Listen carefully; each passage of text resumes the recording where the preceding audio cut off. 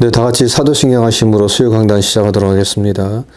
전능하사 천지를 만드신 하나님 아버지를 내가 믿사오며 그 외아들 우리 주 예수 그리스도를 믿사오니 이는 성령으로 잉태하사 동정녀 마리아에게 나시고 본디오 빌라도에게 고난을 받으사 십자가에 못 박혀 죽으시고 장사한 지 사흘 만에 죽은 자 가운데서 다시 살아나시며 하늘에 오르사 전능하신 하나님 우편에 앉아 계시다가 저리로서 산자와 죽은 자를 심판하러 오시리라. 성령을 믿사오며 거룩한 공예와 성도가 서로 교통하는 것과 죄를 사하여 주시는 것과 몸이 다시 사는 것과 영원히 사는 것을 믿사옵나이다. 아멘. 찬송가 326장 통합찬송 368장입니다.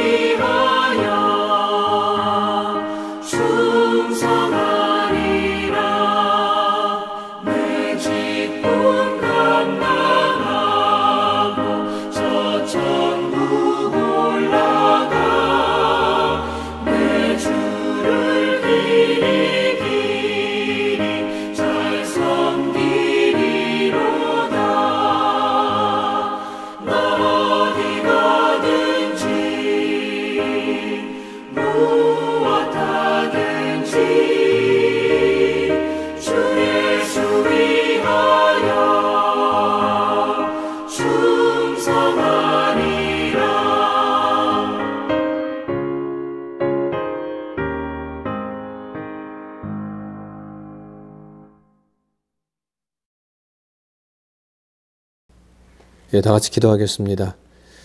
참 좋으신 하나님, 또 지난 3일도 저희를 지켜주시고 오늘도 이 수요 강단을 통해서 또 하나님 말씀 앞에 설 수 있도록 은혜를 허락해 주심을 감사합니다. 하나님 이 시간이 참으로 복된 시간이 되게 도와주옵시고 또 이 시간을 통해서 다시 한 번 더 하나님의 음성을 듣고 하나님의 뜻을 분별하고 또 하나님의 말씀의 인도함을 받는 귀한 시간이 되게 주님 도와주시옵소서. 하나님의 뜻 가운데 세우신 주의 몸된 교회로 주님께서 지켜주셔서 정말 이 지역의 지역교회로서 더욱더 든든하게 세워져 갈 수 있도록 은혜를 베풀어 주옵시고 선교하고 구제하고 또 전도하는 귀한 교회로 거듭날 수 있도록 은총을 나리워 주시옵소서.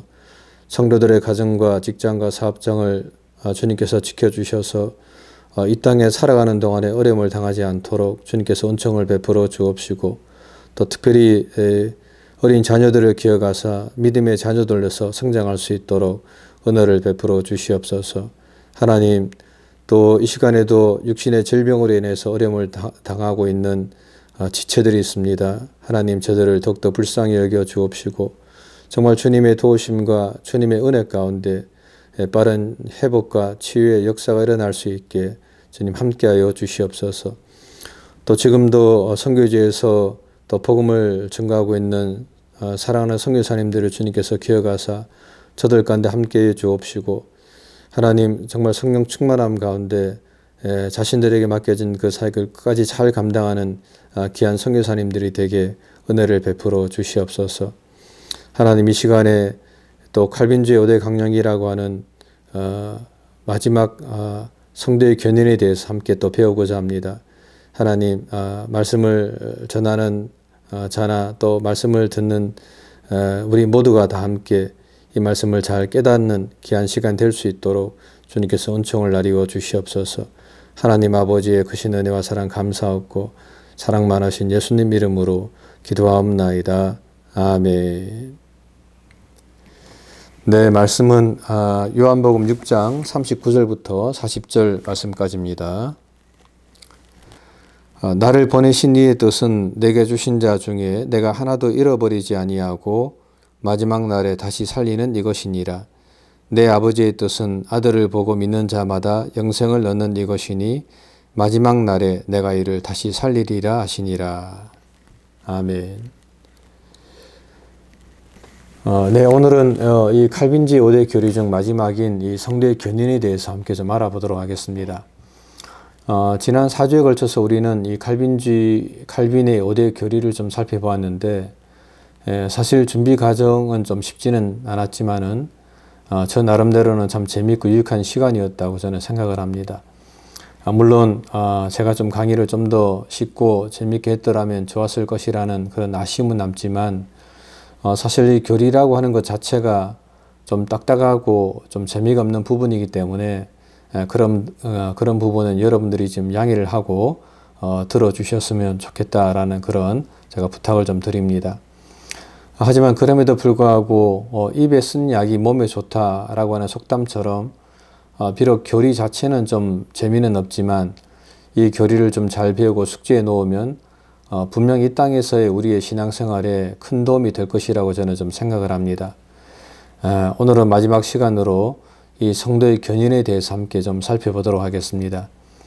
먼저 이 성도의 견인이라고 하는 말은 한자로는 굳을견, 참을 인자를 써서 굳게 참고 견딘다라고 하는 그런 뜻을 가지고 있습니다. 어떤 사람들은 이 견인이라고 하는 말을 폐차된 자동차를 끌고 갈 때 쓰는 그런 견인차 같은 것을 말하는 것으로 오해하는 사람들도 있는데 여기서 말하는 견인이란 그런 뜻은 아닙니다. 여기서 말하는 견인이란 택함을 받은 성도가 구원에 이르기까지 굳게 참고 견딘다라고 하는 그런 뜻을 가지고 있습니다. 사도 바울은 디모데후서 4장 7절에서 이렇게 말씀하고 있습니다. 내가 선한 싸움을 싸우고 나의 달려갈 길을 마치고 믿음을 지켰으니. 사도 바울은 자신이 구원에 이르기까지 믿음을 스스로 지켰다라고 말씀을 하고 있습니다. 이것이 바로 성도의 견인이라고 하는 것입니다. 하지만 우리가 이 말을 좀 잘못 이해하면 이 구원이란 사람이 끝까지 무언가를 잘 견뎌냈을 때 이루어지는 것처럼 생각을 할 수가 있습니다. 물론 우리는 끝까지 우리의 믿음을 지키기 위해 싸우고 인내하고 견뎌야만 합니다. 사도 바울처럼 믿음의 선한 싸움을 끝까지 싸워야만 합니다. 하지만 중요한 것은 우리가 마지막 날까지 이렇게 인내하고 견딜 수 있는 것은 우리의 힘이 아니라고 하는 것입니다.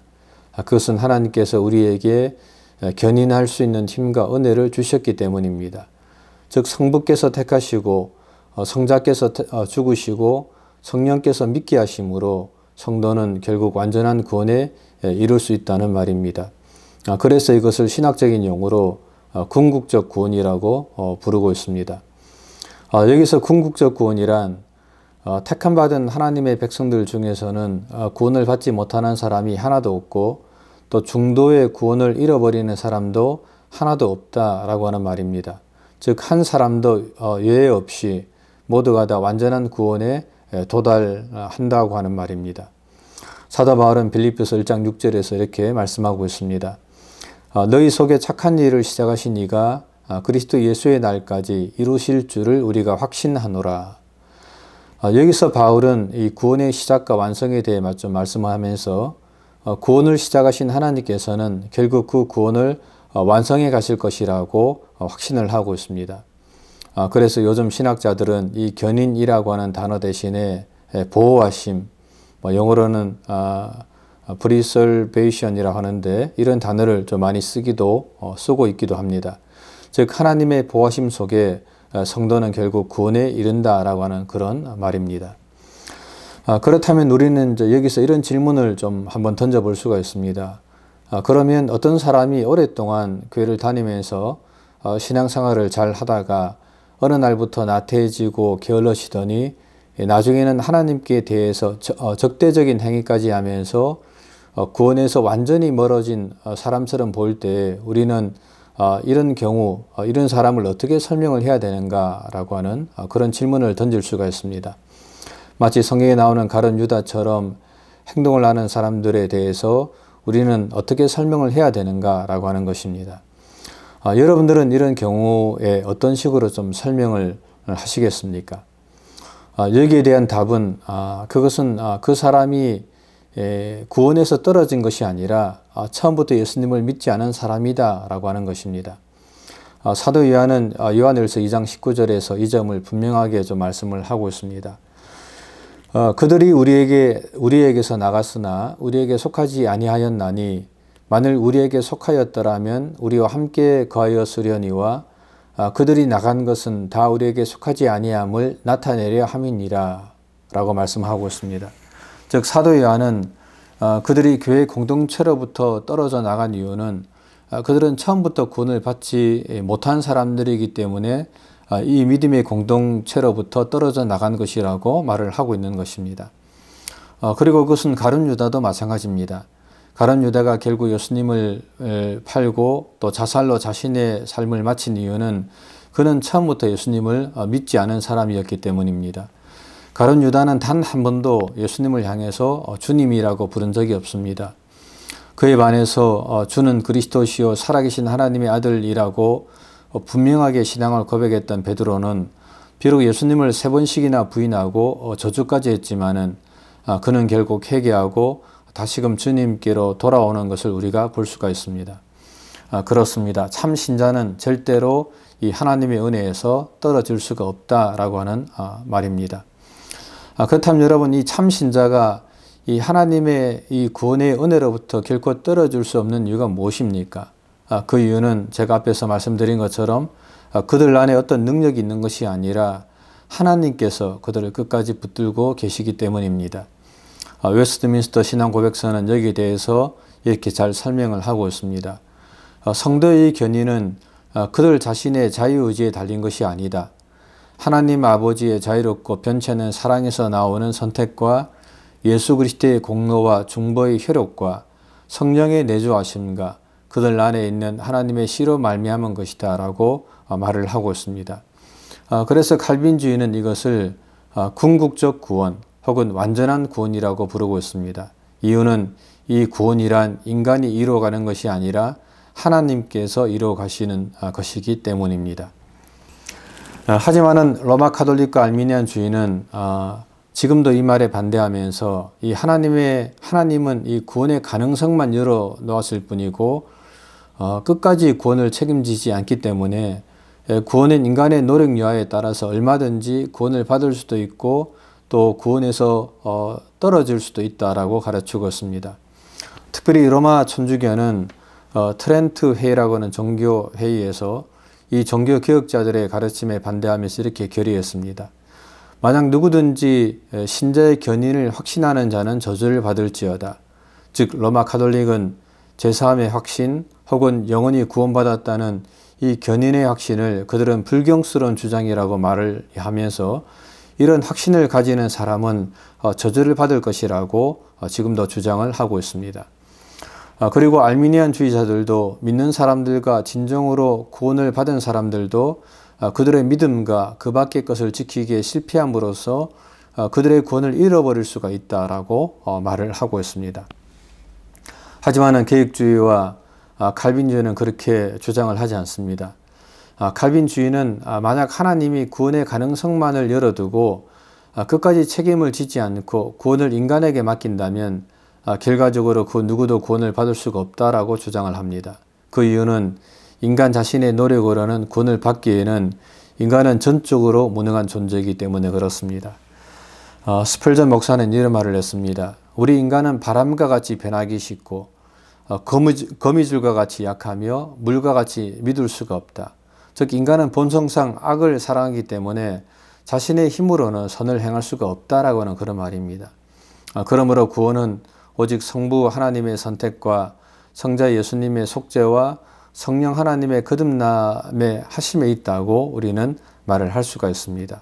즉 하나님에 의해서 선택되고 그리스도에 의해서 구속을 받고 성령에 의해서 중생한 성도는 영원히 구원을 받는다라고 하는 그런 말입니다. 하지만 여기서 우리가 한 가지 좀 더 알아야 될 중요한 내용이 있는데 그것은 영원히 구원을 받는다라고 하는 말은 우리가 예수님을 믿으면 우리가 이 땅에서 아무렇게나 살아도 되고 또한 마음껏 죄를 지으며 살아도 우리가 천국을 보장받는다라고 하는 그런 뜻은 결코 아닙니다. 이것은 이 견인 교리를 정말 잘못 이해한 것입니다. 여기서 영원히 구원을 받는다라고 하는 말은 앞에서 제가 말씀을 드린 것처럼 우리가 참으로 믿으면 이 땅에서 죄를 멀리하면서 거룩함 가운데서 끝까지 인내하면서 믿음으로 산다고 하는 그런 말입니다. 다시 말하면 이 견인 교리는 구원받기 위해 인간의 지속하는 노력이 필요 없다는 말이 아니라 도리어 더욱더 지속하는 노력이 있을 때에 이 구원의 확신이 생긴다라고 하는 말입니다.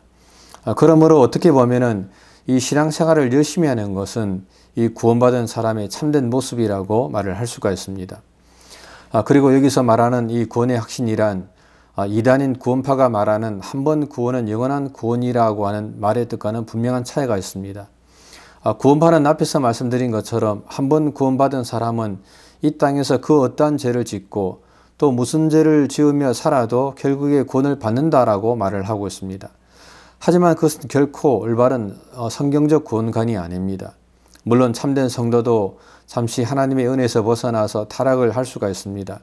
우리가 잘 아는 것처럼 노아나 아브라함이나 모세나 다윗 같은 그런 위대한 믿음의 사람들도 한순간 죄의 나락에 빠지면서 하나님의 곁을 떠난 것을 볼 수가 있습니다. 하지만 그들은 곧 회개하고 돌아와서 하나님의 뜻에 순복을 하면서 다시는 그러한 잘못을 범하지 않은 것을 우리가 성경을 통해서 볼 수가 있습니다. 그러므로 성도의 견인 교리에는 굳게 참고 인내한다는 말이 포함이 되어 있습니다.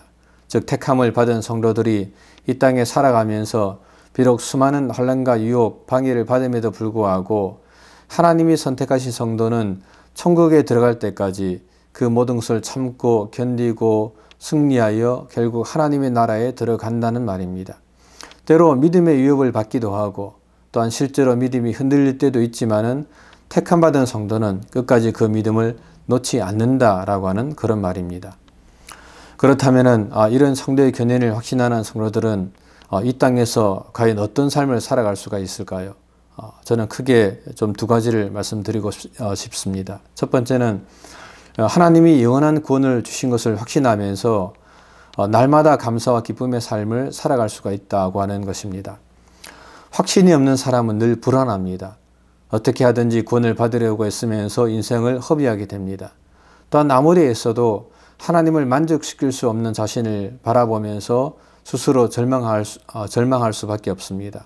하지만은 선택과 제사함과 이 견인의 확신을 가지고 사는 성도는 하나님이 베푸신 은혜에 감사하면서 날마다 기쁨으로 주를 섬기면서 살아갈 수가 있습니다. 또한 견인의 확신이 없는 사람은 이 땅에서 노예적인 두려움을 가지고 살아가는 반면 견인의 확신이 있는 사람은 빛 가운데서 하나님을 찬송하면서 살아갈 수가 있는 것입니다. 두 번째는 주님이 주실 상을 바라보면서 이 땅에서 인내할 수가 있습니다. 즉 천국에 대한 소망을 확신하면서 이 땅에서 견디고 인내할 수가 있다고 하는 것입니다.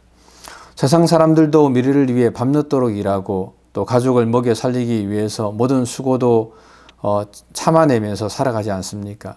하물며 영원한 생명을 얻기 위해 이 땅에서 잠깐 동안 인내하면서 사는 것은 지극히 당연한 것입니다. 모세는 하나님의 백성과 함께 고난을 받는 것을 잠시 죄악의 즐거움을 누리는 것보다 더 낫게 여겼다고 성경은 말씀을 하고 있습니다. 또한 그리스도를 위해서 받는 고난을 애굽의 모든 부하보다 더 큰 재물로 여겼다고 성경은 말씀을 하고 있습니다. 여러분, 그 이유가 무엇입니까? 그것은 그 모세가 장차 하나님께서 베푸실 상을 바라보았기 때문입니다. 또한 예수님께서도 앞에 있는 즐거움을 위하여 십자가를 참으시고 부끄러움을 개의치 않으셨다라고 성경은 말씀을 하고 있습니다. 그러므로 우리들도 장차 주님을 만날 이 즐거움, 또한 주께서 주실 영광을 바라보면서 나에게 주어진 이 십자가를 지고 우리는 오늘도 이 믿음의 길을 걸어가야만 합니다. 하나님께서는 자기를 바라는 자들로 결코 부끄러움을 당하게 하지 않으실 것입니다. 말씀을 맺겠습니다. 여러분, 이 구원은 하나님의 위대한 작품입니다. 하나님은 우리를 구원하시려고 창세전에 우리를 예정하시고 선택하셨습니다. 또한 예수님을 이 땅에 보내셔서 십자가에서 우리의 구원을 완성해 주셨습니다. 그리고 성령님을 통해서 우리를 거듭나게 하시고 우리가 예수님을 믿을 수 있도록 인도하셨습니다. 그러므로 이러한 하나님의 구원 사역은 결코 실패할 수가 없습니다. 구원은 반드시 이루어집니다. 비록 우리가 하나님을 믿다가 죄를 지을 수도 있고 실수할 수도 있고 또 잘못을 범할 수도 있지만 그렇다고 해서 우리를 향한 이 하나님의 구원의 계획이 결코 취소가 되는 것은 아닙니다. 그러므로 우리는 어떠한 상황에서도 절대로 낙심하지 말고 끝까지 주님을 바라보는 삶을 살아야만 합니다.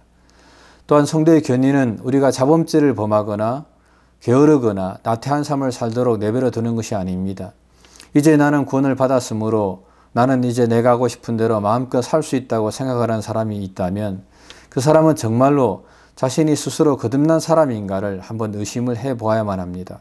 이유는 거듭난 사람, 중생한 사람은 절대로 그런 식으로 생각하거나 단 아무렇게나 살 수가 없기 때문입니다. 도리어 거듭난 성도는 삶 속에서 하나님의 영광을 드러내며 또 절제하며 또한 성령의 열매를 맺으면서 더욱더 믿음으로 살려고 노력을 하기 때문에 그렇습니다. 그러므로 우리는 이 성도의 견인을 삶 속에서 잘 적용하면서 그 어떤 혼란과 유혹과 사탄의 방해 가운데서도 끝까지 주님을 바라보면서 이 믿음 생활을 잘 감당해 나가도록 최선을 다해야만 합니다. 그런 삶을 통해서 하나님께 영광을 돌리시는 저와 여러분들이 되시기를 주님의 이름으로 간절히 부탁을 드립니다. 기도하겠습니다. 참 좋으신 하나님, 지난 5주 동안 이 갈빈의 5대 강령을 통해서 또 하나님의 말씀을 배울 수 있도록 은혜 허락해 주심을 감사합니다. 하나님 바라옵기는 정말 결코 변할 수 없는 이 진리를 우리가 붙들고 정말 주님께서 오시는 그날까지 이 믿음 생활 잘 감당하면서 하나님께 영광 돌리는 저의 삶이 될 수 있도록 또한 구원받는 백성이 될 수 있도록 은총을 베풀어 주시옵소서. 하나님 아버지의 크신 은혜와 사랑 감사하고 사랑 많으신 예수님 이름으로 기도하옵나이다. 아멘. 주기도문으로 수요 강단 마치겠습니다. 하늘에 계신 우리 아버지여, 이름이 거룩히 여김을 받으시오며 나라에 임하옵시며 뜻이 하늘에서 이룬 것 같이 땅에서도 이루어지리이다. 오늘날 우리에게 일용할 양식을 주옵시고 우리가 우리에게 죄 지은 자를 사하여 준 것 같이 우리 죄를 사하여 주옵시고 우리를 시험에 들게 하지 마옵시고 다만 악에서 구하옵소서. 대개 나라와 근사와 영광이 아버지께 영원히 있사옵나이다. 아멘.